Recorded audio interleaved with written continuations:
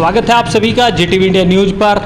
आज हमारे साथ मौजूद हैं इंजीनियर इरफान चौधरी, जो खासकर मुस्लिम गुर्जर समाज में जो शिक्षा का अभाव है उसको लेकर यह चिंतित हैं और इसके लिए यह प्रयास भी कर रहे हैं ताकि समाज में जो शिक्षा का अभाव है, जो समाज के युवा है शिक्षा से अलग हट रहे हैं और अन्य जो गलत कार्य बुराइयां जो है उनकी तरफ उन लोगों का जा रहा है क्योंकि वो शिक्षा ग्रहण नहीं कर पा रहे हैं। तो उसको लेकर इन्होंने ज़मीनी स्तर से एक प्रयास शुरू किया है, लाइब्रेरी का निर्माण यह करा रहे हैं। तो इन तमाम मुद्दों पर हम इनसे चर्चा करेंगे। सबसे पहले तो आपका बहुत बहुत स्वागत है सर जीटीवी इंडिया। शुक्रिया भाई, आपका भी बहुत बहुत स्वागत।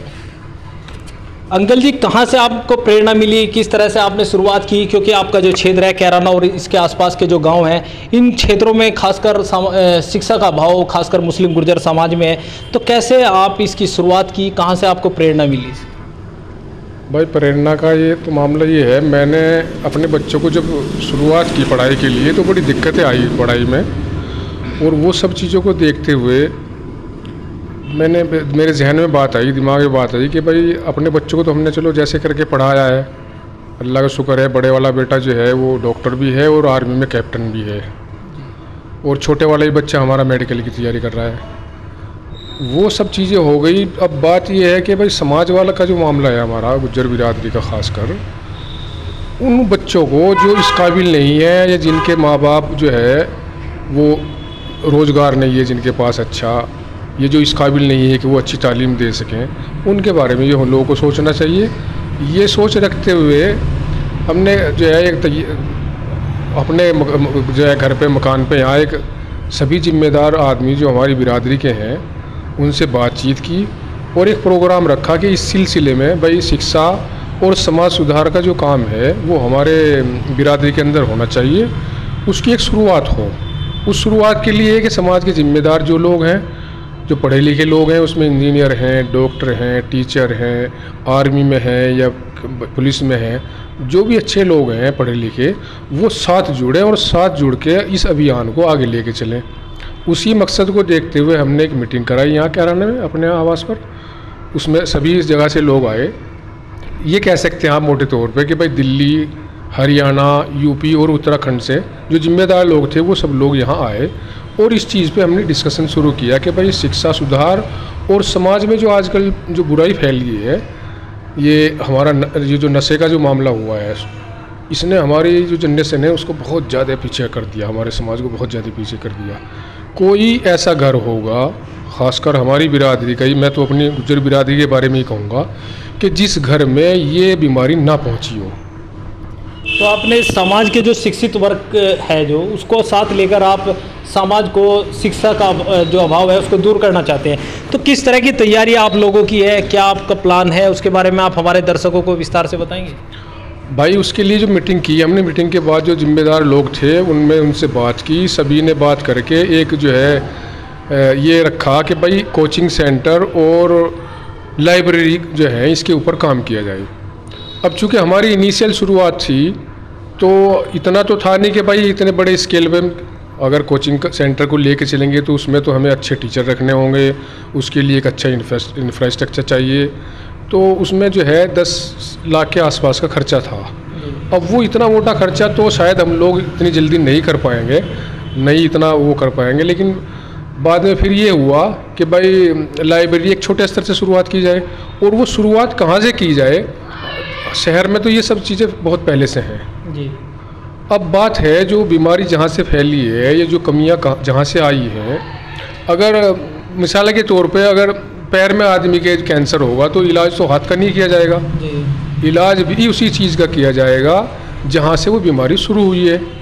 तो हमने सोचा कि भाई क्यों ना एक भोरा गाँव से इस अच्छे काम की शुरुआत की जाए। वहाँ के कुछ जिम्मेदार लोगों से हमने बात की, वो लोग हमारे ग्रुप में पहले से जुड़े हुए हैं, उनसे बात हुई, उन्होंने अच्छा रेस्पॉन्स दिया और हमारे जो है भाइयों ने उन्होंने कहा कि जी ये काम हम लोग चाहें तो यहाँ से शुरू कर सकते हैं। हम वहाँ गए, वहाँ के लोगों से मिले, उन लोगों ने पूरा सहयोग देते हुए, जिसमें मैं नाम भी लेना चाहूँगा, हमारे इरफान भाई जो है, इरफान एडवोकेट इलाहाबाद में प्रैक्टिस करते हैं, वो हैं। उधर अशफाक भाई हैं, एहसान भाई हैं, मास्टर मुस्तकीम है, एक लड़का है हमारा इंजीनियर अनम है। हम सब ने मिलकर वहाँ मीटिंग की और वो काम हमने शुरू किया। वहाँ पे लाइब्रेरी का जगह दी, मुहैया हो गई। तो हमने जो है, मैं गया वहाँ, मैंने एज ए इंजीनियर मैंने अपनी जो भी मेरा अपना तजर्बा, जो भी मैंने काम किया है, उसको अपने समाज के लिए यूटिलाइज हो वो चीज़ें, तो उससे अच्छा और कुछ भी नहीं है। मैंने वहाँ का जो है भाई नक्शा जो है, एक टेम्परेरी नक्शा बनाया, और जो है कहाँ कहाँ कॉलम और ये सब चीज़ें आनी थी वो करके मैंने काम की शुरुआत करा दी। उसके बाद हमने एक फ़ाइनल नक्शा भी बनवा लिया उसका।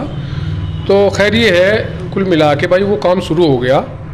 अब बात आई सहयोग की, कौन आदमी कैसे सहयोग करेगा। हर आदमी जो हमारे ग्रुप से जुड़ा हुआ था, सबसे हमने जो है इसकी अपील की कि जितने भी पढ़े लिखे लोग हैं, कम से कम वो इस काम की पहले शुरुआत करें। बाकी और सब लोग हैं जाएंगे उनके पास, कहेंगे भाई ऐसी ऐसी चीज़ है, ऐसे बन रहा है, ऐसा मामला है, तो भाई सभी जब ये शुरुआत हो जाएगी तो और लोग भी वो जो है इस बारे में सोचेंगे। तो लाइब्रेरी की शुरुआत आपने की, इसको आप किस स्तर तक लेके जाएंगे, क्या प्लान आप लोगों का भविष्य में रहेगा? प्लान ये है भाई, लाइब्रेरी का जो मेन जो कोच था उसको शुरुआत करने का, ये था कि माहौल को शुरू से ठीक किया जाए, यानी रूट लेवल पे काम को शुरू किया जाए। हमारी आपकी जो उम्र के लोग हैं, जनरेशन है, यानी ये समझो 20 साल से ऊपर के, वो तो लोग पक चुके, उनका तो एक जहन बन चुका। अब बच्चों में अगर जो बच्चे वहाँ के हैं, उनको जो हम लाइब्रेरी बना के देंगे, उसमें दीन दुनिया की दोनों तरह की किताबें होंगी। यहाँ तक कि इवन आपके भाई जो पुलिस में बच्चे जाएंगे या आर्मी में होंगे, उनकी उससे लेके जो भी उनका भाई ट्रेनिंग के लिए या जो एग्ज़ाम में जो सब चीज़ें आती हैं, वो चीज़ें से होकर IAS IPS तक की किताबें, उसमें डॉक्टर की, इंजीनियर्स की, IAS IPS की जो भी सिलेबस होगा, उस टाइप की जितनी भी किताबें होंगी, हम कोशिश करेंगे कि वो सब चीज़ें वहाँ रखी जाएँ। और जो बच्चा आए उसको एक माहौल मिले, भले ही उस टाइम पे अपने घर का भी काम कर रहा हो, उसे फुर्सत मिले, भाई लाइब्रेरी में बैठ। उसकी जब वो लाइब्रेरी में आएगा, बैठना शुरू करेगा, उसकी एक सोच बनेगी, तो जब उसकी खुद की सोच बन जाएगी तो उसको किसी को गाइड करने की ज़रूरत नहीं रहेगी। वो खुद ब खुद अपनी सोच बढ़ा के आगे बढ़ जाएगा। आगे बढ़ेगा तो भाई इंशाल्लाह आगे और अच्छे रास्ते निकलेंगे।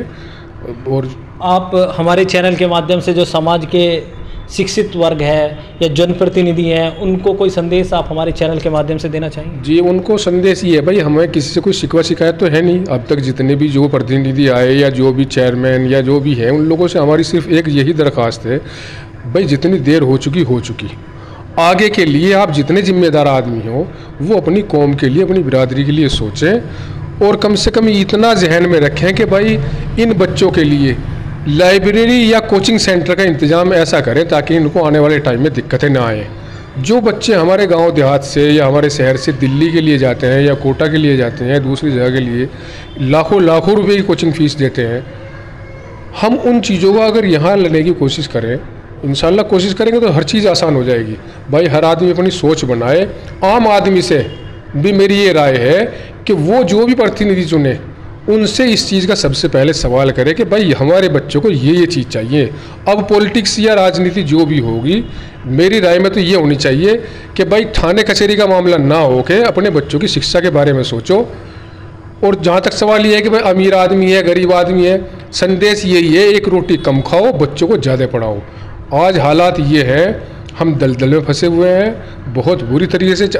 भाई हमारी कौम जो है, सब तरफ से रास्ते बंद नज़र आ रहे हैं। सिर्फ शिक्षा ही एक ऐसा रास्ता है जो हमें आगे ले जा सकता है, इस दिक्कत, इस परेशानी से जो है निकाल सकता है। तो ये हमारे साथ मौजूद थे, वरिष्ठ समाज सेवी हैं, राजनीतिक बैकग्राउंड भी इनके परिवार का रहा है। तो इनसे हमने विस्तार से चर्चा की कि इनके क्या प्लान है, किस तरह से भविष्य में समाज को जो शिक्षा का स्तर है उसको सुधारने के लिए प्रयासरत हैं। तो आगे भी हम लाइब्रेरी भी आपको दिखाएंगे जहाँ पर यह इनका निर्माण कार्य चल रहा है, जिस तरीके से चल रहा है और किस तरीके से इनका निर्माण कार्य चल रहा है उसको भी आपको दिखाएंगे।